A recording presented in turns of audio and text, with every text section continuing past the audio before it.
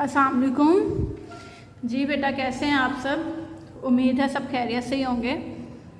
अच्छा बेटा, आज का जो टॉपिक है ना वो आपने बहुत ध्यान से सुनना है। असल में ये टॉपिक ना ज़्यादातर आपको शॉर्ट में और MCQs में आएगा, ये बात आपने याद रखनी है, ठीक है। लॉन्ग में भी आ सकता है, आप इसे लॉन्ग के लिए भी प्रिपेयर करें, लेकिन शॉर्ट और MCQs इधर से बहुत ज़्यादा बनने वाले हैं, ठीक है। बहुत न्यू टॉपिक है, आपने बहुत अच्छे से इसको लेके चलना है, ठीक है बेटा। स्टेलर एवोल्यूशन, क्या वर्ड है? Stellar evolution. क्या होती है स्टेलर एवोल्यूशन? आपने आज तक कभी नहीं पढ़ा होगा, ये लफ्ज़ भी नहीं पढ़ा होगा क्योंकि न्यू है, बहुत ही न्यू है सबके लिए, ठीक है बेटा। असल में ना ये है क्या, देखिए मैंने शॉर्ट फॉर्म में इसका लिखा हुआ है the birth, life and death of star. Star के बारे में पढ़ना है आपने, उसका बर्थ कैसे हुआ है, वो लाइफ जो जी रहा है वो कैसी है, और जब डेथ हो जाता है किसी भी स्टार का तो क्या है, ये पूरी उसकी एक तरह की हिस्ट्री हमने पढ़नी, ठीक है। उसका हिस्ट्री, उसका प्रेजेंट, उसका पास्ट, सब कुछ ही हमने स्टार के बारे में पढ़ लेना। तो देखिए डेफिनेशन भी बहुत सिंपल है। Stellar evolution is the process by which a star is born. ये एक ऐसा प्रोसेस है जिसमें स्टार बॉर्न भी होता है, लिव भी होता है, चेंज भी हो रहा होता है, और फाइनली डाइज, और फिर मर भी जाता है। कैसे मरता है, कैसे जीता है, कैसे प्रोड्यूस हो रहा है, कैसे वो लिव हो रहा है, ये सारी चीज़ें हम इसी में देख लेंगे, ठीक है। वैसे आपको डेफिनेशन क्लियर हो जानी चाहिए। कुछ चीज़ें आपने MCQs के लिए याद रखनी। क्या है MCQs के लिए? Star can have range of life time from a few million years two trillion of year. बेटा एक स्टार की आप लाइफ टाइम चेक करें, मिलियन ईयर से लेकर ट्रिलियन ऑफ ईयर, इतने साल एक स्टार जीता है, उसका लाइफ टाइम पीरियड चेक करें कितना ह्यूज अमाउंट है, ठीक है ना। तो ये बात आपने MCQs के लिए याद रखनी है, ठीक है। दूसरा, जो स्टार की लाइफ है ना वो डिपेंड करती है उसके मैस पे, ठीक है। आपकी बुक में ना बेटा ये चीज़ थोड़ी सी गड़बड़ की हुई है। उन्होंने लिखा है स्मॉल स्टार है तो लिव शॉर्ट, मैसिव स्टार है तो लिव लॉन्ग, ये उलट है। स्मॉल स्टार जो होंगे वो ज़्यादा जीते हैं, ठीक है, जो मैसिव स्टार होते हैं वो कम जीते हैं। बेटा होता क्या है मैं आपको बताती हूँ। देखिए मैसिव स्टार है ना, इसके अंदर ना रिएक्शंस बहुत ज़्यादा होंगे, क्योंकि मैसिव है, बड़ा स्टार है, बड़ा स्टार है तो ह्यूज अमाउंट ऑफ पार्टिकल्स होंगे, आपस में रिएक्शन कर रहे होंगे। बेटा जितने ज़्यादा रिएक्शन होंगे उतनी जल्दी एक स्टार डाई होता है। तो आपने कहना है मैसिव स्टार लिव शॉर्ट और small star live long. Small star है, रिएक्शन कम होंगे, रिएक्शन कम होंगे तो डाई होने के चांसेस भी कम होंगे, ठीक है ना। इसलिए फिर हम कहते हैं कि ये लिव लॉन्ग होते हैं और मैसिव स्टार बहुत कम जीते हैं, ठीक है। अब हम देखते हैं स्टार असल में फॉर्म कैसे होता है, फॉर्मेशन ऑफ स्टार। बेटा याद रखिएगा आपकी बुक में कोई हेडिंग नहीं है, सारा थ्योरेटिकल है। आप यहाँ से हेडिंग बना बना के थोड़ा सा अपने आप को प्रिपेयर करेंगे ना इस टॉपिक के लिए, तो ये आपके लिए बहुत आसान हो जाएगा, ठीक है। फॉर्मेशन ऑफ स्टार, जी स्टार की जो फॉर्मेशन है सबसे पहले होती है नेब्यूला से। क्या लफ्ज़ है? नेब्यूला। ये नेब्यूला होता क्या, ठीक है। असल में अगर मैं शॉर्ट फॉर्म में बताऊँ ना, ये एक मॉलिक्यूलर क्लाउड है, ठीक है ना। इसकी जो शक्ल है ना थोड़ी सी ऐसी क्लाउड लाइक है, ठीक है।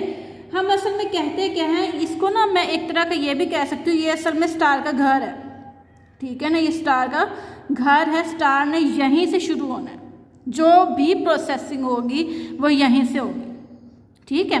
तो मैंने कह दिया नेब्यूला क्या है, huge cloud of gas and dust. ये डस्ट का और गैस का क्लाउड है, और देखिए मैंने क्लाउड फॉर्म में बनाई हुई है।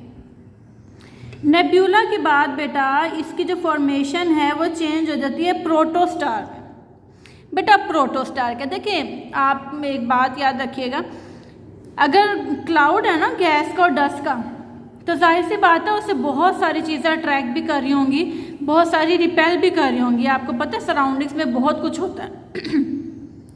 अब अगर ग्रेविटी इन क्लाउड्स को अपनी तरफ अट्रैक्ट कर रही है ना, अगर ग्रेविटी, याद रखिएगा gravity pulls the cloud inward, अगर ये अपने अंदर अट्रैक्ट कर रही है तो याद रखिएगा टेम्परेचर और प्रेशर इंक्रीज हो जाता है, ठीक हो गया बेटा। या फिर इन शॉर्ट अगर मैं बोलूँ ना, जब गैसेस इकट्ठी होती हैं, ठीक है, तो ग्रेविटी क्या करती है, अपने अंदर इनको कंप्रेस कर लेती है, ठीक है। मैं इसको अगर क्या बताऊँ तो जब गैस इकट्ठी होती है, ठीक है, इकट्ठी होती है तो क्या हो जाता है, ये कंप्रेस होना शुरू हो जाते हैं। ग्रेविटी क्या करती है, इन गैसेस को कंप्रेस कर लेती है, ठीक है। और जब गैस कंप्रेस होती है तो वो क्या फॉर्म होते हैं, प्रोटोस्टार, और उसके कंप्रेसिंग की वजह से टेम्परेचर और प्रेशर क्या हो जाते हैं, इंक्रीज। और आपने ये रिलेशन पढ़ा हुआ है, काइनेटिक एनर्जी प्रोपोर्शनल टेम्परेचर के। अगर टेम्परेचर बढ़ेगा तो अंदर के मॉलिक्यूल्स की काइनेटिक एनर्जी भी बढ़ जाएगी। जी बेटा, इसके बाद देखें कंपटीशन इनसाइड स्टार। अब स्टार के अंदर हो क्या रहा है, देखें, ये सपोज कर लें, ये जो गोल दायरा है ना, ये सपोज कर लें आपका स्टार है, और अंदर ये छोटे छोटे मैंने बना दिए गैस के पार्टिकल, ठीक है। याद रखिएगा, ग्रेविटी हर चीज़ को अपने अंदर खींच रही है, ऐसे ही है ना, स्टार को अंदर दबा रही होगी। ग्रेविटी ने क्या करना है, इसने स्टार को अंदर दबा रही है, याद रखिएगा, ठीक है। या इन शॉर्ट लिख दे, पुल्स मैटर इनवर्ड। बेटा ये मैं आपको उर्दू में लिख तो रही हूँ, लेकिन आपको समझाने के लिए लिख रही हूँ, ठीक है। आपने इस तरह से याद रखना है, ग्रेविटी क्या कर रही है, हमेशा मैटर को इनवर्ड पुल कर रही है। तो देखिए मैंने एरो भी इनवर्ड नहीं लगाया, ये देखें एरो अंदर की तरफ है, ग्रेविटी का मैंने एरो लगा दिया इनवर्ड। लेकिन जो प्रेशर है वो क्या कर रहा है, वो आउटवर्ड, देखें वो क्या कर रहा है, आउटवर्ड पुश कर रहा है। अब ध्यान रखें, एक इनवर्ड है एक आउटवर्ड है, ऐसे ही है ना। तो एक इनवर्ड है एक आउटवर्ड है, अगर एक ज़्यादा हो जाए दूसरी कम हो जाए तो क्या होगा, एक कम हो जाए दूसरी ज़्यादा हो जाए तो क्या होगा, अगर दोनों बैलेंस हो जाए तो क्या होगी सिचुएशन, ठीक है ना। आपने कहना है गैस प्रेशर क्या हो रहे हैं, इन पार्टिकल्स को आउटवर्ड पुश कर रहे हैं, ग्रेविटी इन पार्टिकल्स को इनवर्ड पुश कर रही है। लेकिन अगर दोनों बराबर हो जाए तो क्या होगा, हम कंडीशन देख लेते हैं। देखें केस नंबर 1, अगर ग्रेविटी ज़्यादा हो जाए प्रेशर कम हो जाए, ये जो आउटवर्ड प्रेशर है अगर ये थोड़ा हो जाए और ग्रेविटी इंक्रीज कर जाए तो स्टार कोलैप्स हो जाएगा, ठीक। बेटा कोलैप्स होने का मतलब फिर क्या हुआ, कोलैप्स होने का मतलब ये स्टार जो है ना सिकुड़ जाएगा, छोटा हो जाएगा।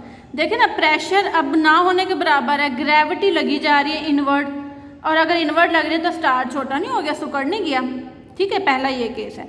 केस नंबर 2, अगर ग्रेविटी कम पड़ जाए प्रेशर बढ़ जाए, देखिए आउटसाइड प्रेशर बढ़ है, ये देखिए प्रेशर बढ़ है, दोनों तरफ से बढ़ है, तो फिर क्या होगा, स्टार एक्सपैंड हो जाएगा, ऑब्वियस है। अब ग्रेविटी ना होने के बराबर है, प्रेशर इधर भी जा रहा है उधर भी जा रहा है, तो स्टार इंक्रीज होगा, एक्सपैंड हो जाएगा, ऐसे ही है। केस नंबर 3 क्या है, केस नंबर 3 है अगर ग्रेविटी और प्रेशर दोनों बराबर हो जाए, इक्वल हो जाए, फिर क्या होगा, फिर आपने कहना स्टार रिमेन स्टेबल, फिर स्टार स्टेबल हो जाएगा। और बेटा इसी कंडीशन को आप बोलते हैं मेन सीक्वेंस स्टार, क्या बोलते हैं, मेन सीक्वेंस स्टार। और याद रखिएगा हमारे सन की इस टाइम यही कंडीशन है, कौन सी कंडीशन है, मेन सीक्वेंस स्टार वाली, ठीक है जी। बेटा आगे एक कंडीशन है जिसे हम कहते हैं हाइड्रोस्टैटिक इक्विलिब्रियम।